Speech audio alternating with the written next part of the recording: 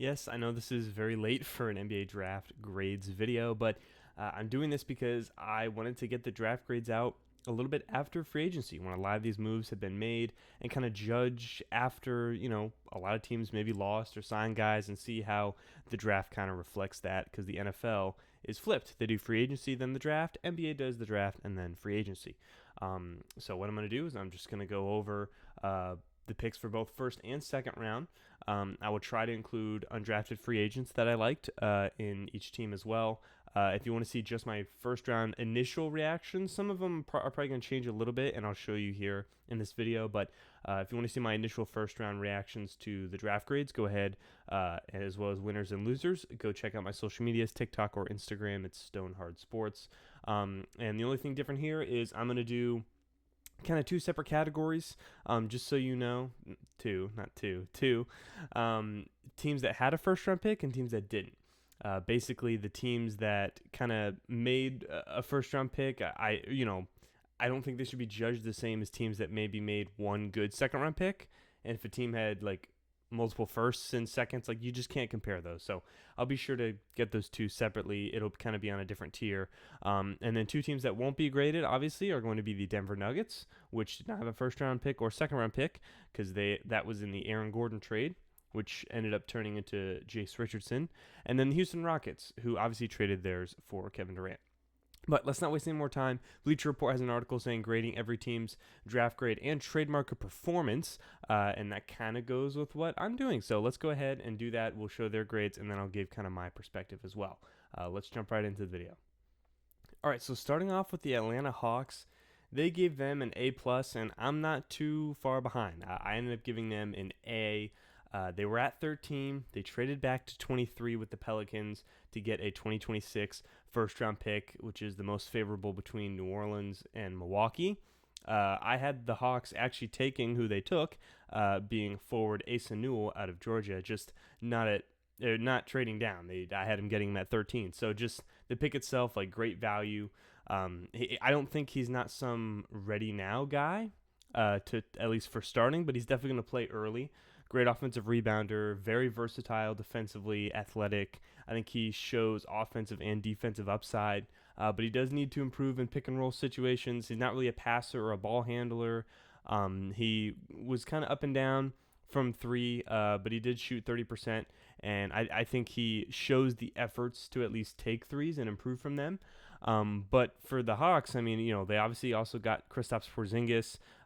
They lost two kind of bench contributors, but Asa Newell was my pick for them because I think he really fit just kind of a spot they didn't have in terms of some kind of versatile forward defender. They have a lot of like guard defenders, Dyson Daniels.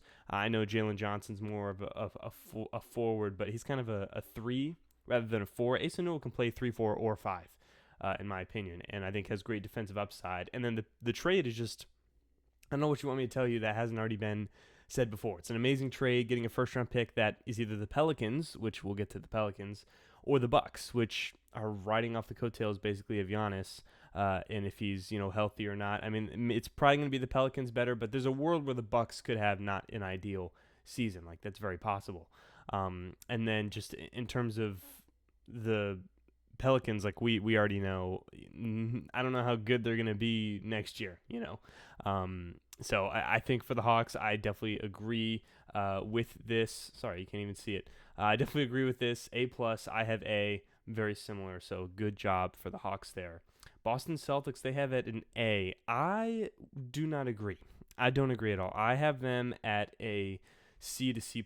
Now, I didn't take into account as much the off-season grades. I think for Porzingis and Drew, it's good they moved off of them, and maybe that is what they are kind of taking into account here, bringing in all of these players.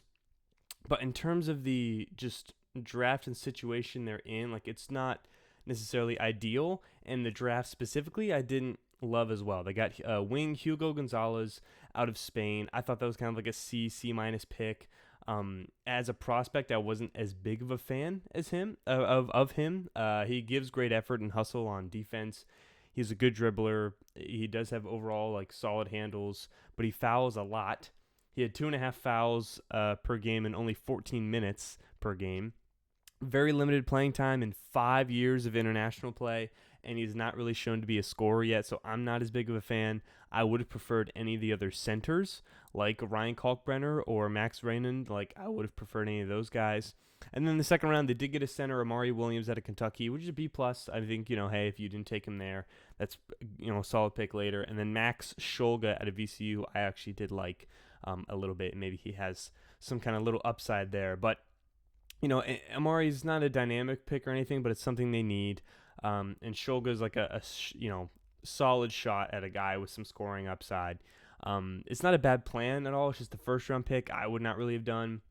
The second round pick bumps it up a little bit, so that's kind of why I gave it like a C/C plus. If you want to move it up to a B minus, because they did get rid of a lot of cap with Kristaps and Drew, I think, hey, that's solid. Turned it into maybe Anthony Simons. It's really unfortunate that they turned Kristaps into what they did with basically just Georges Niang.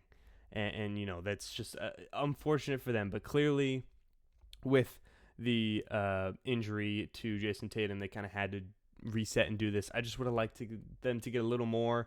And, if they still have Jaylen Brown, like, you're not fully tanking. So getting Hugo and all this stuff that early, I just was not as big of a fan of. So I ended up giving them around a C to a C plus.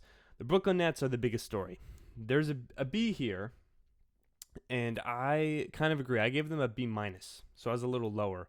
And the biggest thing is based on the draft. They did get Terrence Mann, which is a good trade in my opinion, but the biggest thing is the draft for these guys.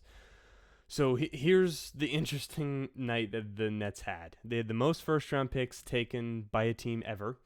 I was very shocked that they used all 5. I did not expect them to do that.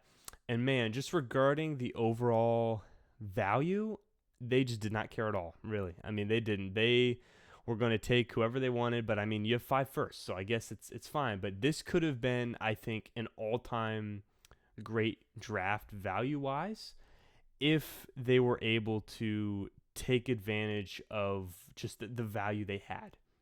So they start at number 8 with Igor Demin out of BYU. And I kind of gave that like a C plus, and it was definitely the first shock of the draft for sure, much higher than a lot of people expected. But it's not like insane. It's not an insane pick.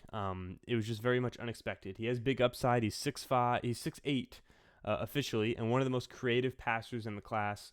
I had him around 15. Passing creativity, like we said, is amazing. It's just he struggled as a shooter and a scorer, and I think his impact could just live and die with his shot. And he's more raw than I think a lot of people that were around his kind of ranking. So it was very much a project. And I would think he'd need a good scorer next to him, which, if they re-sign Cam Thomas, that would be the case. And, I mean, his true shooting was 51%, which is not good. True shooting at 51% is not good. I feel like if they really wanted him, they could have traded up because they could have traded down at least, if they wanted to take him, or they could have not taken him at 8. I don't think he was going, in the top 10, and then maybe traded up a little bit if you really wanted to take him and take someone else different at 8. But just adding him, like, hey, it's solid. And then Nolan Traore at 19 was my lowest one for them. I gave it like a C because I think that one was a bit questionable. He's another point guard, my 27th ranked prospect. He's very small. He is, quick with some upside. It's just he's very raw. He's got passing ability. But again, scoring issues. Like, that's kind of the biggest thing with Nolan.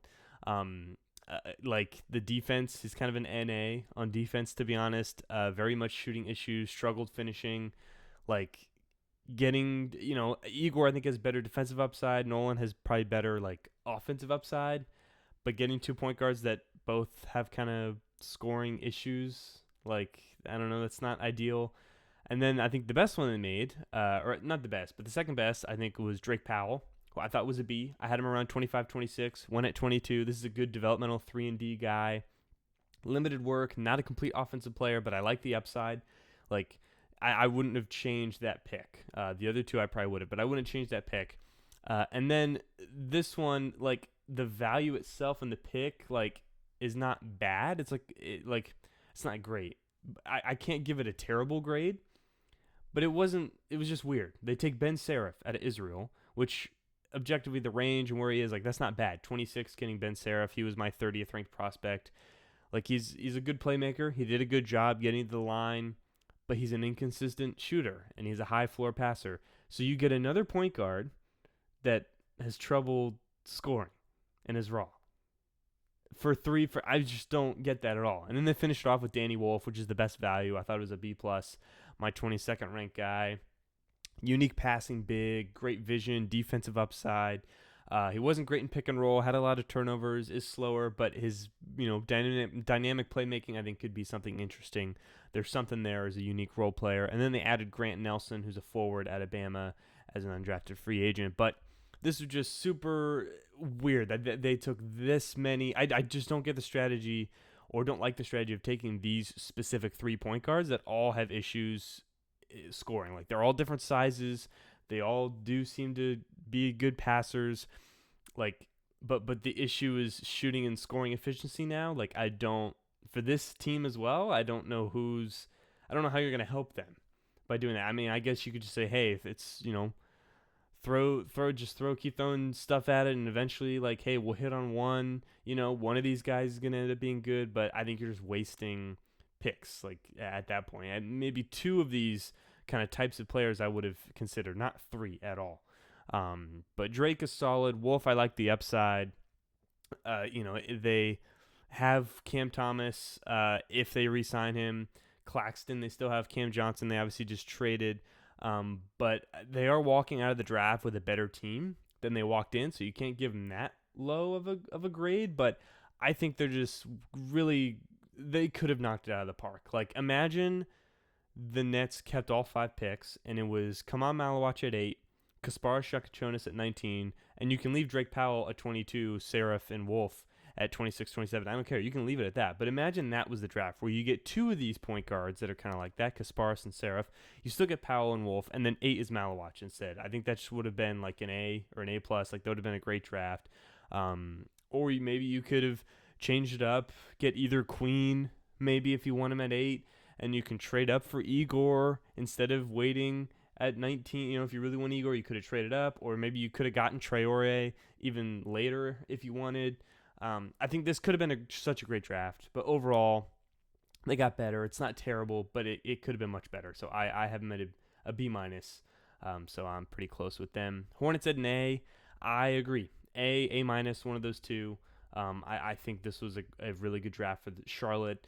Con Knipple, I did like at there. I think that was a good pick. I was not a fan of taking an Ace Bailey because I didn't think he fit as much, and I just don't think the Charlotte Hornets should be taking those kind of guys, especially when they've taken so many of those players and it has not worked out at all for them.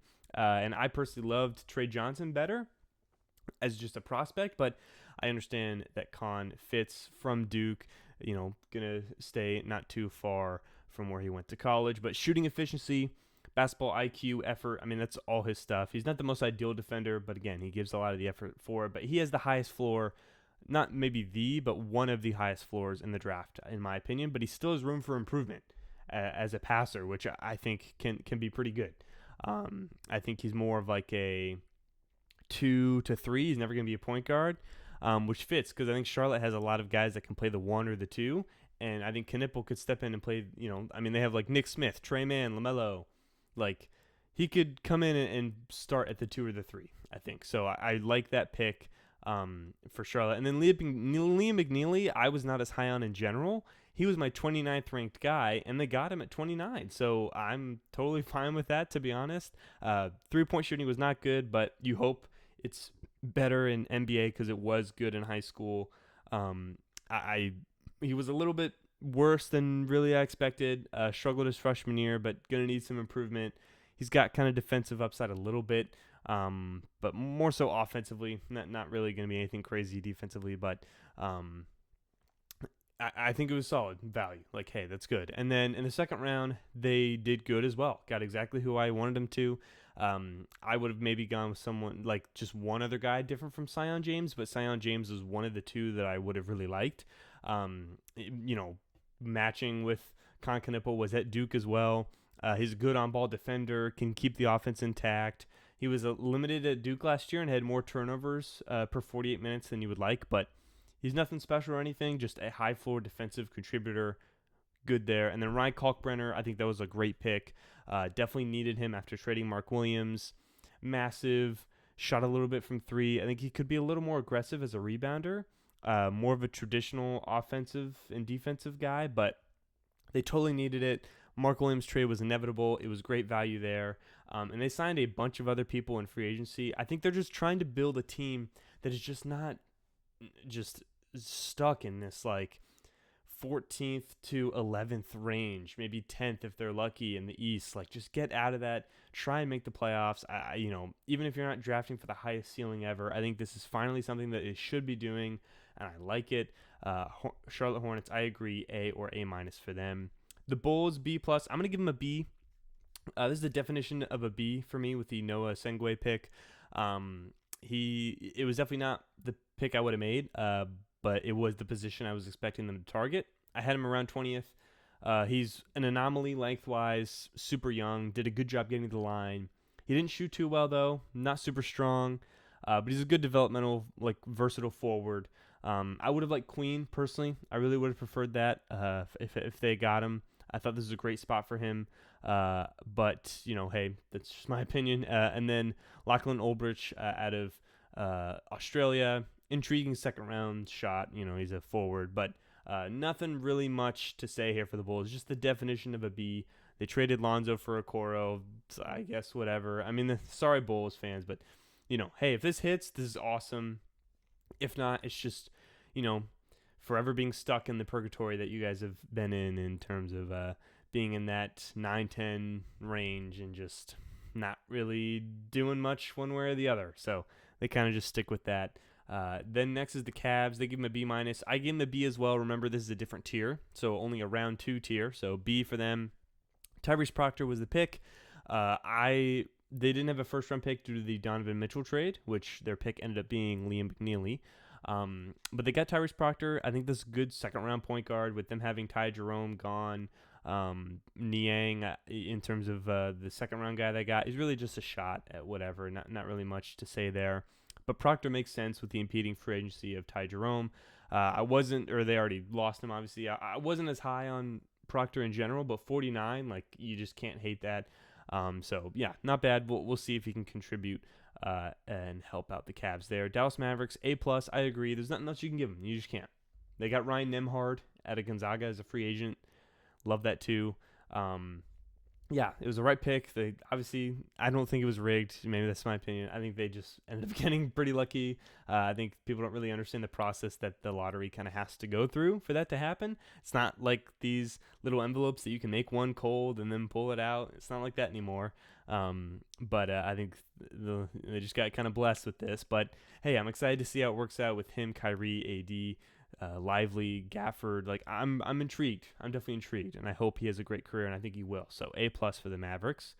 Denver Nuggets, D. We already went over them. Did not have a draft. It was in the Aaron Gordon pick.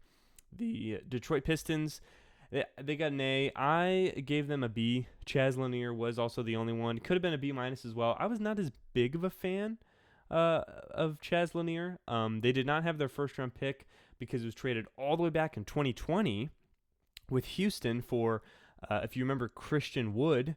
They traded away to the Rockets, who ended up actually being pretty good for them for a year or two. And this was for Isaiah Stewart. So this is basically the Isaiah Stewart trade. Hey, I think that kind of worked out for them. Now, I think this could definitely be higher, but this is kind of normal range for him. I do have some questions for Chaz. I think he can definitely shoot and is capable of knocking it down, but I didn't love some of his overall decisions in terms of just any given time on a basketball court, and I don't think he impacted the game as much as he really could have. So maybe I'm a little lower on Chaz Lanier, but that's the Pistons there. The Warriors, also only a second round grade, and I'm going to give them a B-. Alex Tui and Will Richard were their picks. Both of them kind of just fine. Not really names I was super excited about in the second round. A part of the Jimmy Butler trade was their first round pick, and that ended up being Kaspar Shekachonis. Pretty easy to follow there with the Heat to the Warriors. Again, not a ton here, just normal, whatever. Tui is like just a foreign kind of shot. Hey, why not? I actually was not as big of a fan of his but it's 52, so you can't really hate. And then Will Richard should be fine. He has upside as like a two-way bench player, not a sleeper or anything though, in my opinion.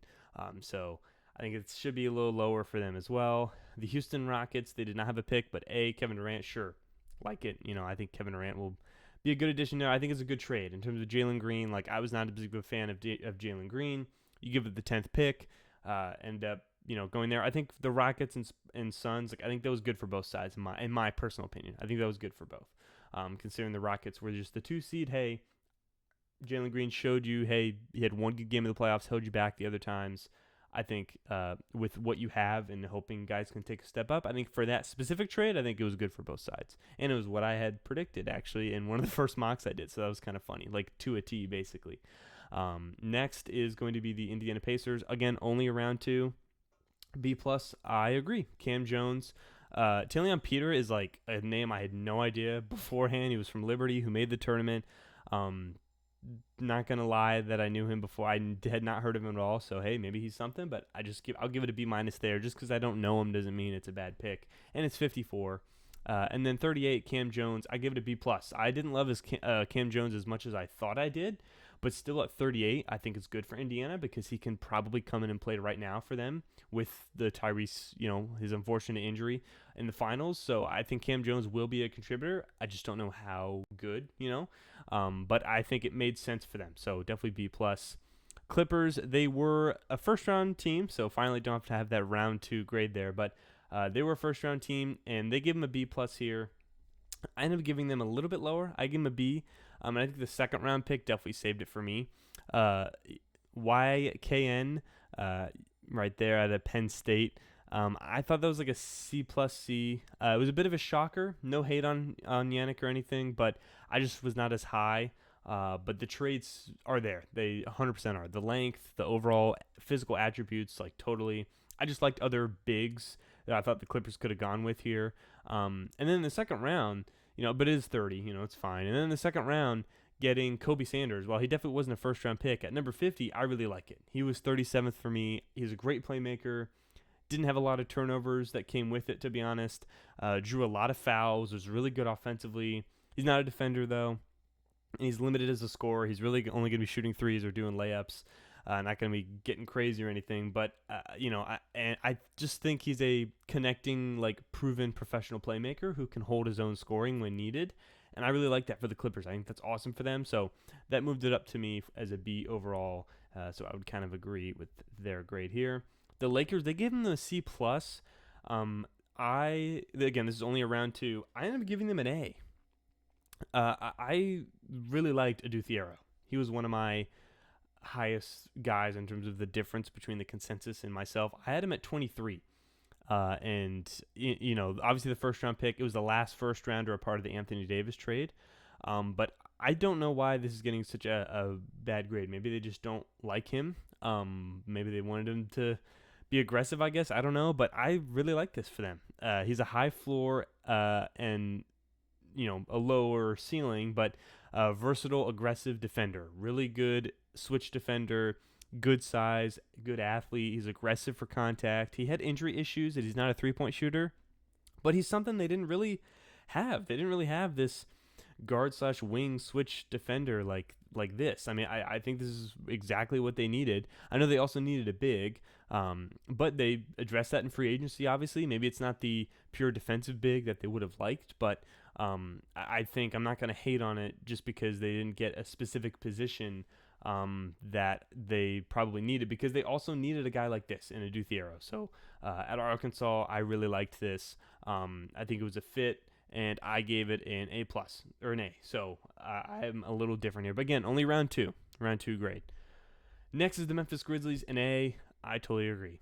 Memphis Grizzlies are an A. They just know how to draft. They just know how to do it, and I mean, just shout out to them, man, because they really know what they are doing over there. Obviously, the Desmond Bane trade was the biggest thing there. I mean, they got a lot of first-round picks for it, and it doesn't seem like they want to restart. So it seems like it was just an offer they couldn't really refuse, so I don't really hate that for them. They got KCP, who I think can be a bounce-back guy. We've seen him be good. But just the draft itself, like, they traded up to 11. They gave up the 16th overall pick, which is what they had. They give a 2028 first round pick via Orlando, so one pick they got in that Bane trade, and then 2 second-round picks.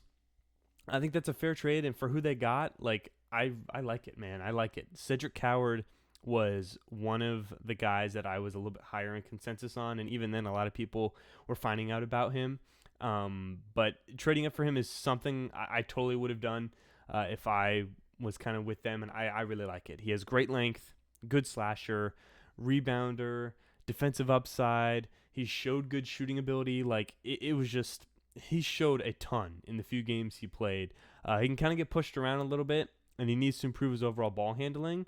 But he did have a smaller sample size versus lower competition, and he's not a crazy athlete. But his story, obviously, if you don't know, was started D3, went to Eastern Washington for 2 years, went to Washington State this past year, tore his rotator cuff, only played 6 games, but was super good, entered the portal, was one of Duke's top priorities, committed to Duke, but then went to the combine or had people from the NBA kind of gauge him, and they were like, nah, I think you should go to the draft. Like, I think you're good enough there. So, very weird story, but I totally buy into all the potential here. And I think the Grizzlies getting him and loving him makes me feel even better about it with their draft history. And then in round 2, they got Javon Small and Jemai Meshack. Javon Small is a pick I really liked as well. I think he carried that West Virginia team that honestly should have been in the tournament. And is a little bit of a smaller guard, ironically, but he's pretty well-rounded. And then Meshack is just going to be a bench defender. But I think this is another good draft for the Grizzlies for a team that isn't really looking to reset after trading Desmond Bane, but I think just need a little bit of a switch-up. And if Cedric Coward can be what he's supposed to be and hit, I think they'll be right back to where they were, obviously relying on some John Morant, good stuff there. But I like this draft for the Grizzlies. I agree with an A. The Miami Heat are next. They gave him a C+. I gave him an A. I actually liked Kasparis at 20. It's only one pick, but I think they took advantage of a guy who fell. And Igor at 8 versus Kasparis at 20, I think the value is just not even close. They have Davion Mitchell and other guys who can kind of pass, but not really a pure playmaking point guard. And I think this is like their Goran Dragic again. I think this is what you're hoping for. Good court vision, passing. He's a capable 3-level scorer. He's got good length. Lots of turnovers, though, and the shooting was kind of meh. He was injured, though, halfway through the year, and it kind of changed his play. But he's a developmental guy. I liked it. They also got Vlad Golden as an undrafted free agent, just a solid center. So I think he should get an A. Maybe they just didn't really like him. And I know he had a bad summer league, but don't freak out about summer league, all right? Don't freak out. But I think this was an A. I liked it. The Bucks, they gave him a B+. This is only a round 2 grade. I gave him a C+. I was definitely lower. Now, Bogu, I actually liked, like, as a prospect. I had him around, like, 32. They also got Mark Sears as an undrafted free agent. It's just, for them, obviously, the position they're in, I really would have liked someone that's more, like, ready now. And I know it's hard to find that at 47, but there was possibility there, or you could trade up a little bit. I really would prefer a ready now guy. The pick value-wise is good. Mark Sears in the second round I'm intrigued about. So maybe I'll move this up to a B- actually, but around that range, I just would have preferred something a little more ready now. But the player, it's not bad that they took him. I think he does. It makes sense. He's got upside there. Next is the Minnesota Timberwolves. They give him a B. I give him a B-. Kind of definition of a little bit, slightly below average for the Timberwolves. This could be lower, to be honest. I mean, it's going to be really high or really low. Like, this could be an F, or maybe not an F because it's 17th overall. But I just was not the biggest fan. They got Juan Behringer, my 24th ranked player. He has got high floor as a shot blocker, good agility for his size, good rebounder. Basically everything else he's not ideal at. Needs to get stronger. Limited playing time. He's very raw. But I see the higher and lower end of his potential. And then Rocco is kind of the same thing at round 2. So I guess they're really trying to replace or have the next guy for Rudy Gobert. So I understand the pick, which is why it's a little higher. It's just the value is a little high. And he is for sure, throw it up in the air. So I'll give it a B-, but I understand the vision there. So not going to go too low. The Pelicans, they get a C-. So I have the New Orleans Pelicans as either an A+ or an F. So I'll have it as like a C in the middle. So I'll be kind of close to them because this is very interesting. They start off with Jeremiah Fierce at Oklahoma at 7, uh, which, starting off, I didn't love the value there because I don't love the prospect in my opinion, but I kind of get it. I had him at 13, very quick, good driver, young upside, but he needs to improve the 3 ball. He was inconsistent offensively. He's not a crazy passer. He's like a whatever defender. I think he's situation dependent. So he's smaller, can't really shoot, not a dynamic athlete, and is a risky reach and can obviously develop, and I see the upside, but is going to need the paint open. So hold that thought. Just being open in the paint, just hold that. Then what they do is they give up a pick, a team that was 14th in the West. Now, they obviously had injuries, but they just traded Brandon Ingram and C.J. McCollum. And they're adding rookies who are very risky to try and hold that pick up to not be so low. And they do that because they trade up, as we mentioned. They give away their unprotected pick next year for number 13 to trade up to get Derek Queen, which was so unfortunate because I really like Derek Queen. I had him like 7th or 8th. He was a guy that I had ranked much higher, but I think was situation dependent a bit, and I did not love this. I mean, he is his thing, post moves, super talented inside scorer. He's a better passer than the numbers show. He's a really active rebounder. His fit within the game is just weird. He has size and speed concerns, weight concerns, needs a better 3-ball. He's very unique, but with this situation, he's going to also need the paint wide open. So you got Fears that drives all the time, can't really shoot. Queen, who's just kind of be around the middle there. And then Zion is still on the team. And Zion's not that far. He's just really athletic, but he's not really doing all these step-back crazy moves or anything. And then Yves Mises on offense can't stretch the floor at all, so he's kind of also need the paint. So offensively, they're going to be so crowded inside. And this just screams to me that we're not keeping Zion for the long term. That's what this screams to me. Does it happen during the season? Does it happen next season? If that's the case, you don't have your pick. So do you, are you just going to see that, hey, maybe this combo clearly doesn't work and trade him in the middle of the year and then give the other team a way higher pick for trading up to number 13? Are you going to just have him stay out the whole year? And I guess you'll see how it goes, but you're relying on 2 rookies to be major contributors. They also picked up their Jordan Poole and Sadiq Bey, but compared to C.J. McCollum, I don't know how much of an improvement. That's not really that. It's just not an improvement. It just isn't. And it's just a super risky and picks and poor trades in my opinion. But I put A+ because there's a world where they both hit, or maybe one hits, and I think that if they hit, that means they're really good, and then they're comfortable moving off Zion, which ideally would be something good for them.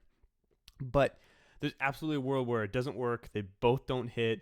They pick is super high.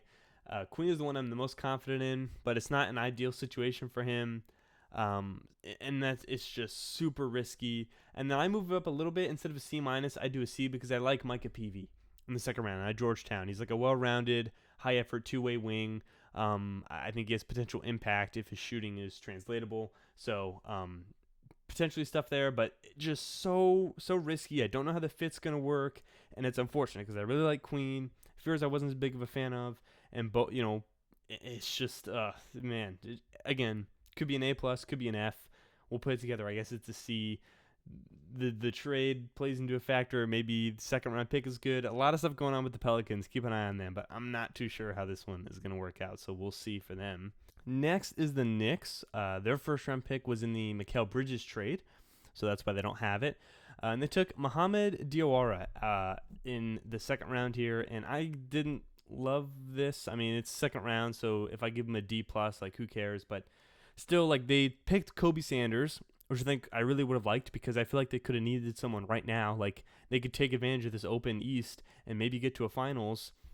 And then they trade it and take Muhammad. They trade it for some cash. So he's a very developmental guy. I just think the windows right now, Sanders would have really been good for that. So I did not love the pick there for the Knicks. The Thunder, they get an A. I give them a B plus, just a little bit lower, which is weird because I could also see an A minus. I just didn't love the second round pick, but maybe Brooks Barnheiser is better than I think. Just at a Northwestern, I didn't really see it. But Thomas Sorber at 15, I think that's just good. They did have 2 first round picks. They traded down for one of them. But they get Thomas Sorber, who I think is just a good pick. This is the range for where I think he would have been. Needs a little bit of development, can sit behind Hartenstein till his contract runs out. I think just super ideal. He was ranked 14th for me. All the good classic big man skills, capable playmaker. Hasn't been great extending his shooting, but and he's not as athletic. Some injury questions, but he's a very high floor defensively, and I think this could just be a pretty walk away with hey, this is a great plan. Like Hartenstein here for the next year or two, and then we've developed Sorber, and he comes in and is just as good on a cheaper deal. So makes sense. Could be really good for them. I give him like a B plus, A minus. The Magic, they give him a B. I give them like an A minus. They obviously are kind of taking into account all of the moves here at the draft. I kind of gave them an A minus with Jace and Noah, and then I didn't hate the Desmond Bane trade either. I think why not go ahead and take advantage of it. And Cole Anthony and KCP was not as good as anticipated, and then Cole Anthony, that's kind of just what you had to give away. He's a good bench scorer. But I liked this offseason for them and everything. I think it's an A or A minus. Chase Richardson at 15, I think it was like an A. Makes a ton of sense. I think this is good for the Magic that they're just adding to this big offseason run, who are trying to be the Pacers of this year, and I think it's very possible. Jace was one that I had mocked to the Magic because it just made a lot of sense. Him or Clayton, whoever was there. He was 16th for me. I think he's a smart, high-floor, efficient combo guard. Scoring efficiency, polished score, just totally what he is. He didn't really turn the ball over. Good shooter. Now, he is smaller. And defensively, he's kind of not ideal, and he's not as ideal of an athlete as you would like. Needs to be a little more of an active passer. But, he was the only freshman that had a higher box plus minus than Jace was Cooper Flagg. That was it. So one of the best freshmen that actually played last year. And their bench guards, they were like Corey Joseph and Gary Harris, also a Spartan, by the way, and then Jet Howard, who's a Wolverine. That was their bench guards, and I think Jace is better than all of them right away. I think he can help immediately. I think this could be, not exactly, but I wouldn't be surprised if this is like a Jared McCain type pick. I really like it for them. And then they end up trading up in the second round. They gave up, I think, almost 3 second-round picks. So maybe a lot of second-round picks, but they go ahead and take Noah Pena out of France, which is a B+, and he was a first-round grade for me. And I think he's a versatile connecting piece on a good team, and I think that's probably what he's going to be. Scoring is not exactly what you'd like, but I think playing that kind of his comp is like a Nick Batum. That's kind of what his comp is. I think that's really good for a team that is trying to win. So overall, with the Bane trade and everything, I think this is like an A or A minus. I'm much higher on the Magic's offseason than these guys are, and I think they are definitely going to be a team that is probably going to be a top 4 seed in my opinion, or has the potential to, which even if they're a little bit lower, like we saw what the Pacers did, the East I think is wide open next year, and the Magic could be one that could be in there with their offseason this season. Off-season this season, yeah, whatever. 76ers, they get an A minus. I give them a B plus. VJ Edgecombe and Johnny Broom, they signed Hunter Silas out of Wake Forest in free agency. VJ makes sense. I gave it an A minus. It was the pick after Ace kind of had his stuff. Hey, don't need to deal with it. We'll just get this other guy who's also really good. He was my 4th ranked prospect. Defensive prowess, great guard athleticism, versatility. I think sometimes his athleticism gets in trouble in times, and he's not elite in anything yet. But I think it really good, just player. The fit is kind of weird because they do have Quentin Grimes, they do have Jared McCain, VJ. All those guys aren't going to start at once because Maxi's there. So someone is probably going to end up leaving the next year or two, or someone's going to have to come off the bench. But hey, you're not going to be mad that they just got a good player. And then I was a little surprised they took Broom in round 2. It's not bad. I just would have preferred others. he's obviously, got a lot of stuff to prove there. He's, shown that he can do a lot offensively on the inside, but I'm not sure about anything else. But we'll see. So A minus, yeah, not bad. I gave him a B plus. Phoenix Suns, I'm very different. They gave him a B plus. I am giving the Phoenix Suns an A plus. I think this was really good for them. Obviously KD, like the concept of trading him, like he was gone. KD was not gonna re-sign, so it makes a lot of sense that they traded him. And I think they just got a solid amount back, in my opinion. I mean, the Mark Williams thing, obviously, you have Green and Brooks to come back with the first round pick, and just the draft itself, like Kamal Malawash at 10, that's like an A minus. Makes total sense. Like he was a top 8 prospect for sure. Good size, finishing. He was good from the free throw line. He's a top tier lob threat. One of the most efficient offensive players last year. High potential. He's not as aggressive as you would like. Defensive rebounding and shot blocking. Like I feel like he could be more aggressive. And he tried to defend the perimeter and was kind of meh, but he was trying and maybe has the potential to do that. And he was on a great team with lower usage. But I really like the potential. And then obviously the Mark Williams trade, like he has injuries, and even then he's only there for 1 year. So I think he kind of could play a lot because I think Malawash is a little more raw than you think. But I think this is a good pick for them. And then they trade a ton to go ahead and get the top pick in the second round at 31 and get Rasheer Fleming, and that's an A plus. That's a great pick. My number 19 ranked player, Rasheer Fleming. They ended up moving up for him. He's a great athlete for his size, big length. He really shot well from 3 this past season. Good rebounder, was efficient offensively. Didn't create his own shot, not really a one-on-one guy. It was only 1 year of 3-point production for slower competition. But yeah, I think he has high floor with his length and stretching the floor I think is big for them. And I think he's a potential diamond in the rough. And getting him at 31, I just really like. They don't really have a stretch 4 if they don't bring back Bol. And I think Fleming can be even better from 3 than Bol. So I like that there. And then Kobe Brea is a ideal second round pick. He's a good shooter, 3-point menace, doesn't do anything else, but hey, good 3-point shooter. So I know they have a lot of stuff that they've gone through with this, just leadership and everything. But I think this specific draft and free agency period, I think this is really good for the Suns, kind of getting out of what I know they put themselves into. But just looking at it, just through a vacuum here of Malawash, Fleming, Brea, the value, what they did, I think it's an A plus for me. I really like it. Trailblazers, they give them a C plus. I give them a D plus. Now they got Caleb Love as an undrafted free agent. We'll see how that is. But Hansen Yang out of China, this was like a D for me. Obviously, they trade down. They get some value by doing that. But I think, just I got a lot of heat for my grade here from a lot of like middle schoolers and high schoolers when I posted my pick on Instagram for the grades because obviously, they really like the story and the player, but I'm kind of standing on business a little bit. The trade, I think, the trade back bumps it up to like a D plus for me, because they get some stuff. But taking a guy who was not really in round 1 at all at 16 is just the most shocking part of the draft for sure. This is a guy who was, good in his league that he played in. And he ended up showing some stuff in the combine that moved his stock up a little bit. Not as much as Coward, that was the pick they traded out of. But he's got really good potential, like he does. I wish kind of his size, or with his size and potential playmaking, he's got good potential there. But he's really slow. He does not show these consistent great plays. Makes a lot of mistakes. Didn't really shoot.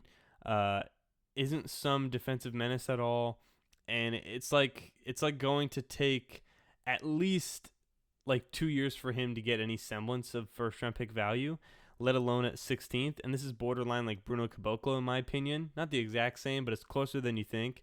And I'm here to try and be objective, kind of based on what I see in the facts. And so it's just probably not the kind of fit for a young audience and everything. But I think just for them, like trading down to 16, like yeah, that's fine, but like do it again. Why not? Like he was not going in the teens or the early 20s, like maybe the mid 20s, late 20s, sure, but just it was a bit high for me.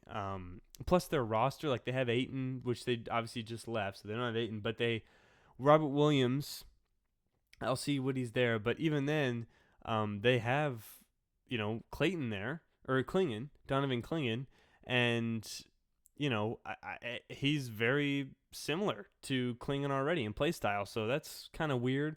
And they have like guys who are can kind of play the 3 or the 4, and Denny Avdia, and then Tumani Kamara, Jeremiah Grant, Jabari Walker, just so many of these bigs. It's just like or forwards like. This is just very shocking. Maybe I'm wrong, and he hits the heights, but I just think it was risky. It was too much, and I didn't love it. So that's kind of why I do have it as a D plus there. But apparently they maybe had some issues having guys that wanted to go there because they're not a big market and they don't have the kind of team that's winning right now, and they've had a bad history the past few seasons. So maybe that's the stuff there, but. Yeah, not my favorite there for the Trailblazers. The Kings, they didn't have a first round pick. Then they traded up. They gave him an A. I'm gonna give him an A plus, and both of these picks are A pluses. I think. Well, A plus for me is not like, oh my god, he's gonna be a superstar, but just the value and just the fit. Like I think for the Kings, like both these guys are an A plus. Nick Clifford and Max Raymond, like these are really good. They didn't have their first because they traded away back in 2022 for Kevin Herter, who was used in the Zach LaVine trade. And then they traded up in this year's draft by giving up a 2027 lottery protected first and 2 seconds, which is what happens if it doesn't convey. So basically, a lottery protected first. If not, it turns to 2 seconds, and trade it for Nick Clifford at 24, which was great. He was my number 10 prospect. He was getting rumors to go as high as like 13. This is just great for the Kings. He's really well-rounded, great rebounder, good passer, had the ball in his hands more this past season and showed a lot of good passing and driving, was efficient scoring. I think he was one of the best players in college last season. He did have dry streaks from 3 and is older, but I think he's just going to be good. I think this is really something that they needed because of their situation, because they clearly aren't trying to reset it all. And again, we got to look through a vacuum here with the Kings, and not look at their past moves, but this pick right here I really like. And then they get Max at 42, which is great. I think he was like a borderline first round player. He was ranked 31 for me. I think he definitely could have gone round 1 and got a lot of round 1 buzz. I'm surprised he fell this far. Great rebounder, actually a good big man from 3.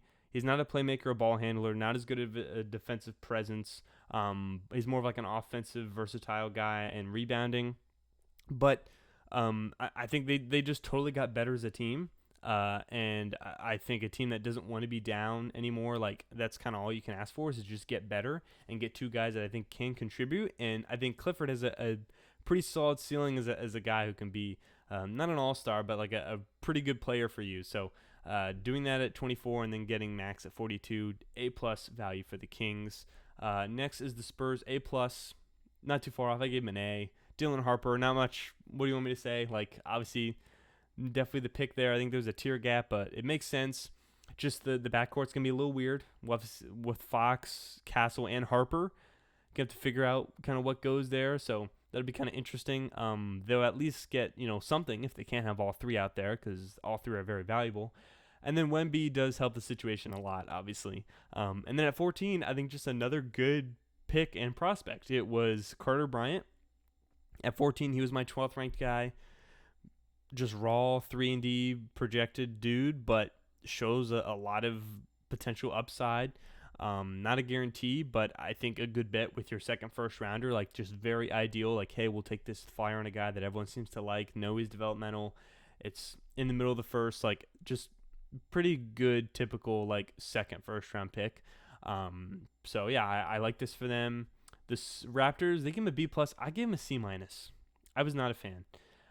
They take Colin Murray Boyles out of South Carolina at 9, and then Chaz Lanier Elijah Martin at 39.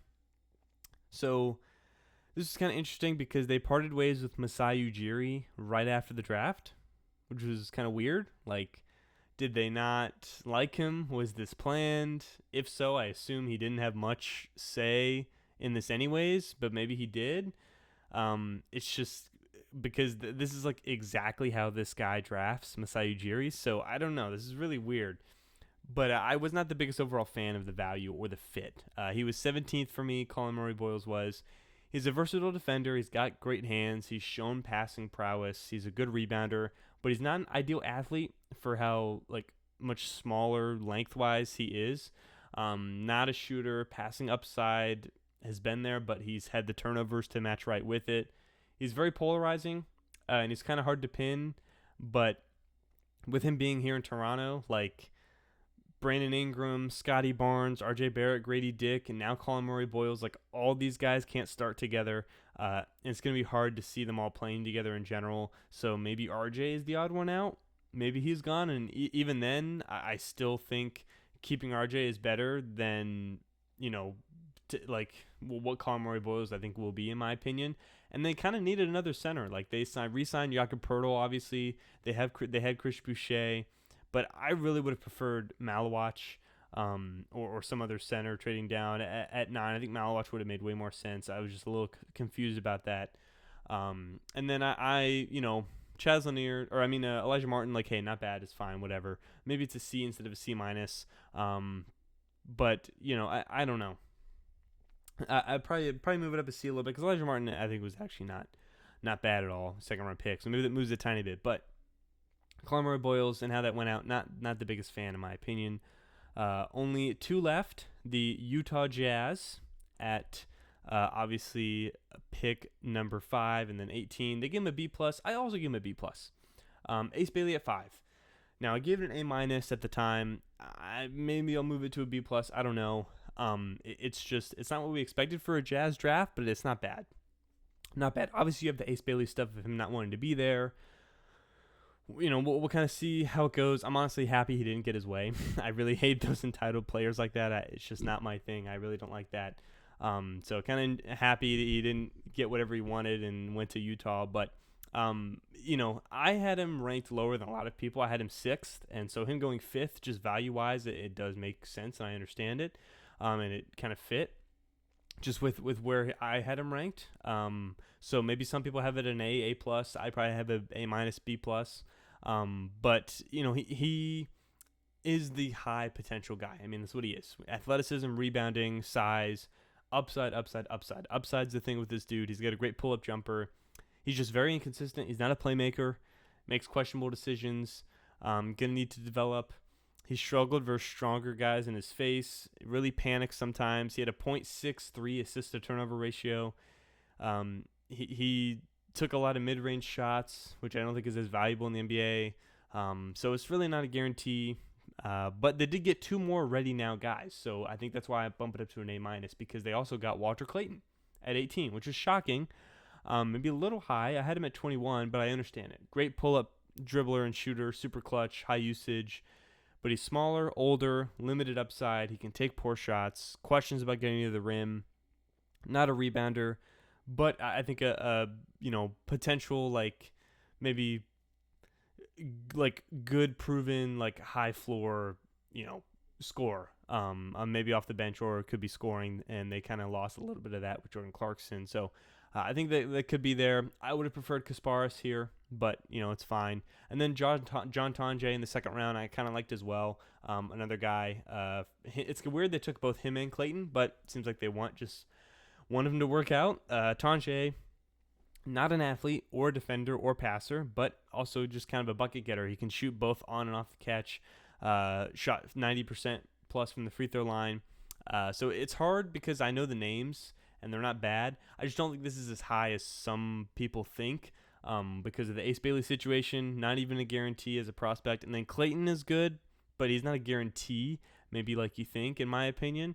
And I think they kind of needed more passing, in my opinion. And then Tonje is very similar. So that's why it's probably down to a B+. I agree. But the players I got in general, I can't have it much lower than that. So B+ for them. And the final one, the Washington Wizards, they give them a B. I will move it up. I'll give them an A. This also doesn't take into account the Cam Whitmore trade they just made. Just got Cam Whitmore. I think the Wizards have been doing a pretty good job just rebuilding this roster and trying to be better. It's going to take another year or two, but I see the vision and I like it with the past 2 drafts and 2 off seasons that they've had, and getting a lot of these older guys, like taking on salary, still having young guys. These older guys can help develop the younger ones, and then when they move on, like I think it's a really good plan the Wizards have going on. They got Trey Johnson at 6. This is an A for me. Was my 3rd ranked prospect. I think just he's going to be probably the most talented scorer in the class. That's my opinion. I think he's going to be the most talented scorer in the class. Shooting was great. He has the size that also translates to be a shooter right away. He doesn't drive as much, but he did more than I think some people think. And the defensive upside is limited, and he needs to improve as a playmaker. But driving, I think all that stuff, driving, playmaking, defense, like he showed an effort to do that. So that's why I had him number 3. And I think they lacked a go-to scorer, and I think Trey Johnson can totally be that. And at 6 is great. And then Will at 21 is solid. I think a B+, developmental first-round pick. Good size for his kind of shooting play style. Showed a lot of offensive versatility. Good job moving off the ball. But he's very developmental. Had poor shot selection, lower shooting percentage. He can kind of get bullied based on his weight. He's developmental. I probably would have preferred a more defensive-oriented guy, but I'm not going to hate on the pick. And then Watkins in the 2nd round is that kind of more defensive-oriented guy, and we'll see if he turns out to be a good defender. But I really like this pick and just this draft for them. I think it's a good draft, and the offseason helps out a lot. So Wizards come away, might end up being a little bit of a better team, maybe sooner than you think with the past 2 off seasons they've had. And that will do it for this video. Those are the draft grades after free agency. Keep an eye out in the future. College Football 26 just came out. I might end up doing a video, a little rebuild video, and see how that goes on College Football 26. And then obviously after that, we have the NFL and college football season starting. So we'll get stuff for those out. And then after that is, college basketball. And we know about this channel with college basketball. And I'll do, starting right now, kind of getting all my predictions and stuff for teams there. And we'll do a kind of a big few videos there. So stay tuned for that. But as always, stay smart, stay sharp, and I will see you guys later. Peace.